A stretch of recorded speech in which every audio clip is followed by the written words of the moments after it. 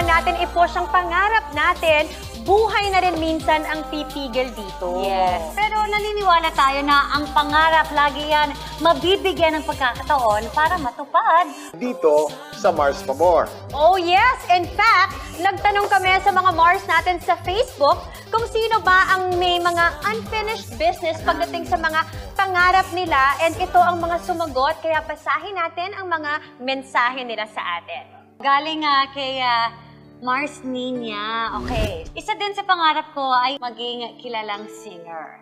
Naranasan ko na mangibang bansa, sumali sa mga tanyag na singing contest on TV, pero binabalik pa rin ako ni Lord sa pagiging isang ina.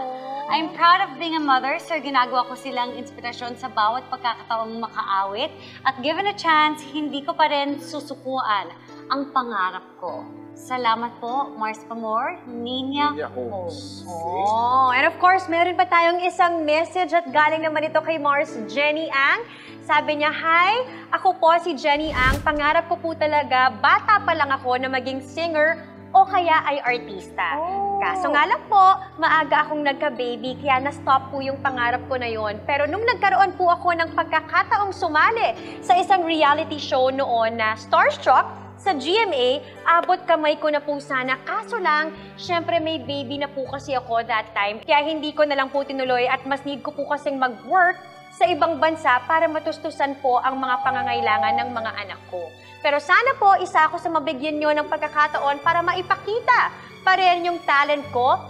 Kaya thank you sa inyo, Mars Pa More." So you just have to go through what life gives you. Yes, and you just ride the wave, even if it might not be something na that you wanted at that time. Yes. You know, things change, plans change, and you just have to live with it and make adjustments. That's right, Mars. Okay, syempre dito sa Mars Pa More, hindi tayo papayag na di ma-push ang chance na ito para sa kanila. Kaya bigyan natin ang mga kapwa natin, mga Mars, dito sa Mother of All Divas!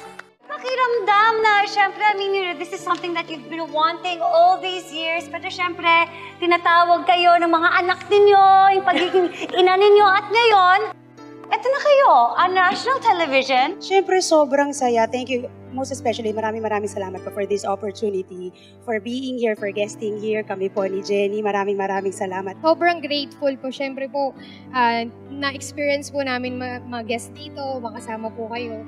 Ayun po, thank you. Ano ang main motivation nyo ngayon? Makapag-provide ako sa mga anak ko and makita ko sila na okay sila at sapat na po sa akin yun. And sa pangarap ko bilang singer, naniniwala ako, still at this age, hindi pa rin tayo titigil mangarap kahit umabot tayo ng hanggang Mars Jenny, ikaw, I wanna know, kasi syempre, busy ka as a mom of 3 boys, sabi mo nga, pero gusto mo pa ba i-pursue ang pagkanta as a career or something? Or na gusto pag-artista, Oo, Mars. yes. Ako, mabibigyan po ako ng pagkakataon. Tsaka, binubus ko din kasi yung anak ko. Kasi po, nung nagkaroon kami ng chance na sumali kami sa The Clash, Season 2, yun. Top 64 kami parehas magmami. See, this is also something else na na-enjoy mo.